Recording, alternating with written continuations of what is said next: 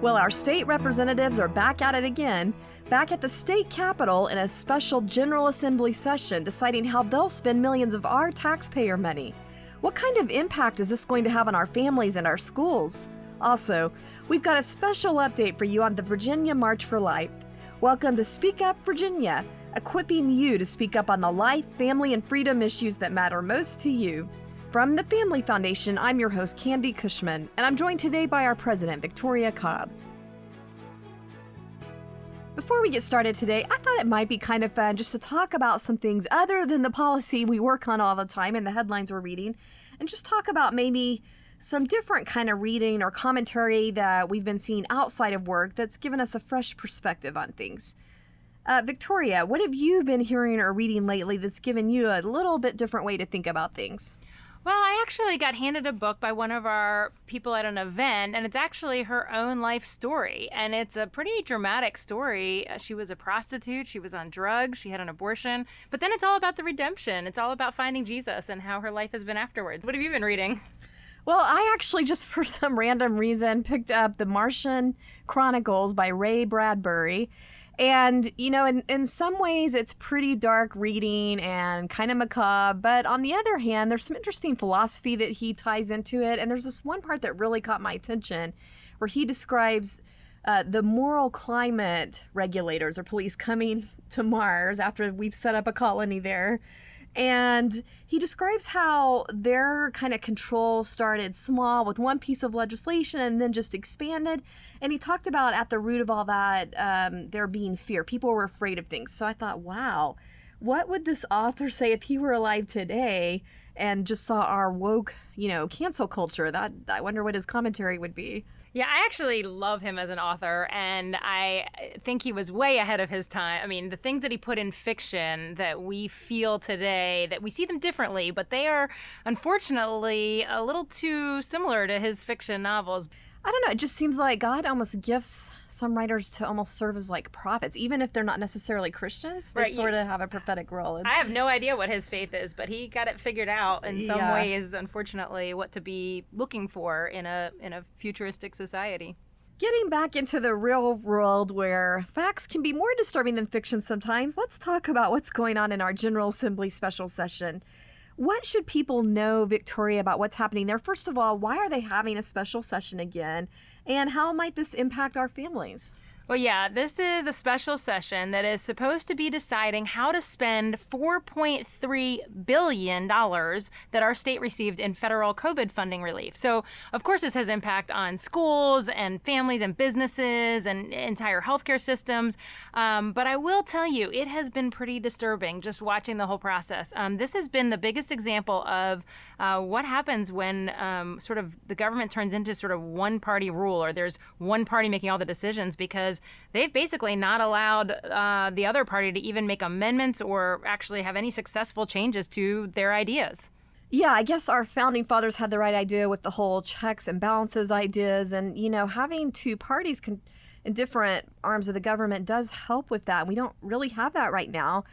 So it sounds like they shut down any kind of debate really on some important topics, including, I know there were some measures proposed addressing what we see going on in our schools right now with critical race theory debates and the whole transgender teaching controversy. I know that some conservatives tried to address those things, but it didn't really see the light of day, right? Yeah, so in the House, the other party tried to basically introduce an entirely different budget just to say, hey, here's our ideas in one package. They got 2 minutes to debate that. But in the Senate, they did try some actual amendments on things that really matter, like critical race theory, for example, saying they proposed basically an amendment that said it was just like Idaho's law that prohibits public school students from being forced to affirm or adhere to teachings. Basically, that would say that any race or ethnicity is superior in any way or inferior in any way. And so they tried to put that forward. And of course, like all the other amendments, it failed. Yeah, I see they also ignored proposals to eliminate a previous law requiring schools to adopt this very controversial transgender issue policy from the Department of Education. And despite that, their efforts to try to salvage that situation, because we've been seeing a lot of school boards across the state pretty much rebelling against that. And so I guess they tried to address that, but that didn't go anywhere either. But even so, we are seeing some good news on that front. Tell us about that. Yeah, so the good news, even though it didn't get into the budget and I am pleased people were putting it forward and trying, but the good news is we have had a court decision since then. And basically, in the lawsuit that the Family Foundation brought with our partner organization, the Founding Freedoms Law Center, we had a judge, even though he didn't give our plaintiffs standing. So we had parents that basically said, we're going to be harmed by these policies. And even though he said, we don't think there's actual harm yet, he admitted, first of all, that this is only guidance. He said, the reason I don't see harm is because a school board doesn't have to pass this exact policy. So that kind of greenlighted all of our counties that don't want to do this to not do it. And then during the court hearing, what was really great was the Attorney General's office defending themselves. They actually said in court that no funding will be taken from a locality, or the state won't stop any funding from coming to a locality simply because they don't choose to adopt these. So it's a pretty big deal, because now localities can continue to move forward in faith that they don't think this is the right thing for their community. Yeah, just to be clear, here is our state attorney general's office trying to defeat the lawsuit we brought defending parents, the harm that they would have if these policies are adopted. And they're trying to defeat those efforts from our lawsuit by saying, oh, we're not going to defund school boards or anything if they don't do this. This is the funny thing. They want to have it both ways. They want to pass a law and tell you have to do it. But then when you challenge that, they want to say, oh, no, we're just kidding. You won't lose funding if you don't do it. It's I get a little tired of government playing both sides. But either way, we win, because these localities should choose to do what's best for the kids. So we've been putting the word out. Let's take the judge at his word. This is mere guidance. And I'm thrilled to say that there are school boards that we now see this trend of, at least, I think last count, 7 school boards that are either rejecting this or just taking no action and deciding that they already have on the books is good enough to protect students, and they don't have to go to this radical place of actually violating parental rights or creating situations that aren't safe for students' safety and privacy. So that is a good thing. If you want to know more about that, visit our website, familyfoundation.org/protect every kid. Thanks for tuning in if you're just now joining us for Speak Up Virginia, brought to you by the Family Foundation. For more information about us or the topics we're addressing, you can visit familyfoundation.org. That's familyfoundation.org. Well, another thing we for sure want to get to today are some exciting updates on Virginia's annual March for Life. Tell us about what's going on with that, Victoria. Yeah, we are so glad to be back to the March for Life. You know, with COVID, things got a little off. So when you don't have a legislature that's meeting, it's hard to have a rally to then make a point to them. And so we couldn't do our normal thing at the normal time. But we are really gearing up for what's going to be a great showing for everybody who stands for life to come out at the Capitol and really make a statement. Because remember, legislators will be a part of it. There'll be media watching. And we've got to keep this relevant. We've got to keep this in front of them, because we're further off than we've ever been as a Commonwealth on really having a culture that honors the unborn. That's right. I really feel like now is a key time to really firm up this tradition and have visual representation, because we're at a key point in our state right now, like you're saying, where they've made reversals in pro-life protections that are really serious. So I feel like in order to send a strong message, this year needs, we need to represent this year. Yeah, absolutely. And I think it can't be said enough. There's some interesting significance to the date that we've chosen. So it's Friday, September 17th.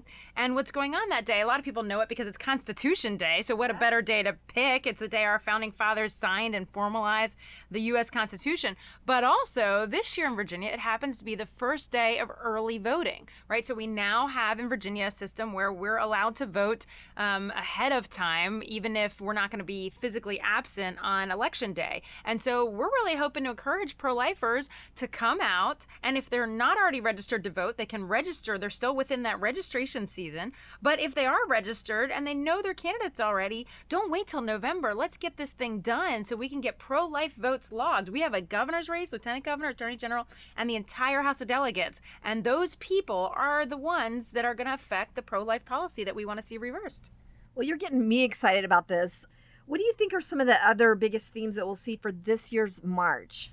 Yeah, well, we're definitely going to focus on the fact that our Commonwealth is sending so much money to the abortion industry. So we are now funding the abortion industry to the tune of like $6 million of contracts. That is devastating. And it is fungible money. It goes, for abortion. And even if they claim it goes for something else, it just all moves around and helps them stay strong and continue to take the lives of the unborn and market that as if it's normal to our Commonwealth. And so we want to cut that off. And a new governor could make that change as soon as we get to January. And then, of course, there's reversing all the laws. I mean, you mentioned, we're not in a good spot. And what it is we need to get back 24-hour waiting period. We need to get back where women have a right to see their ultrasound. These were common sense things that have been in our laws for a decade now almost. And people are devastated to see them gone because women are getting pressured into abortion. They're not getting all the facts. And so we're going to really focus on that.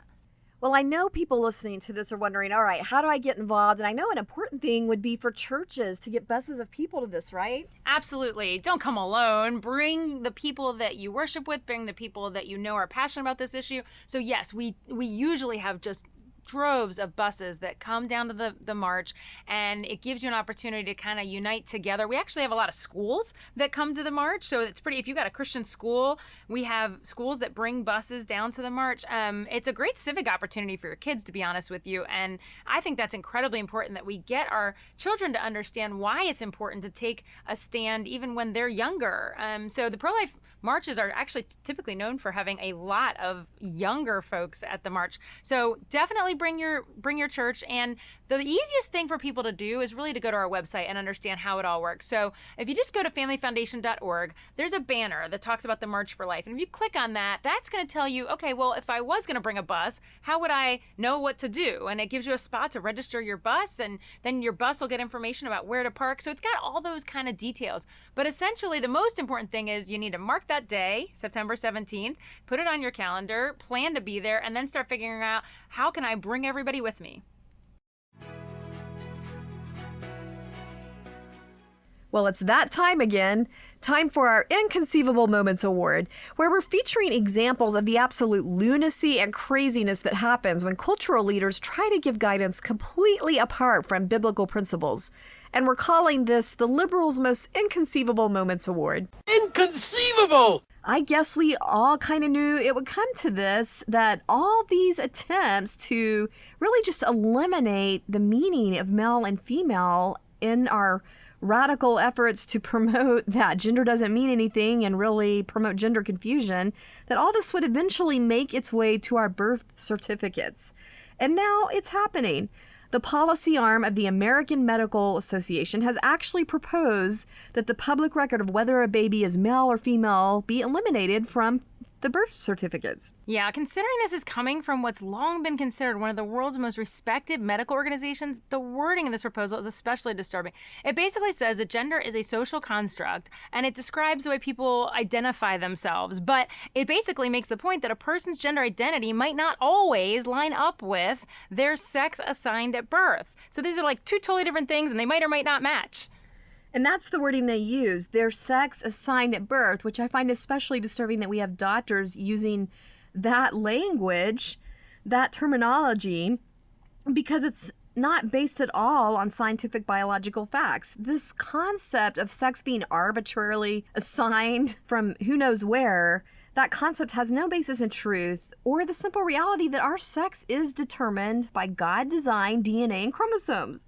Well, there's a couple of problems with this, too. You got to remember, these are medical doctors, and biology actually does sometimes matter. So I'm unfortunately thinking of this case where a female identifying as a male delivered a stillborn baby because doctors didn't know that she was a she because she was claiming to be a he, and so they didn't run a pregnancy test. It kind of matters.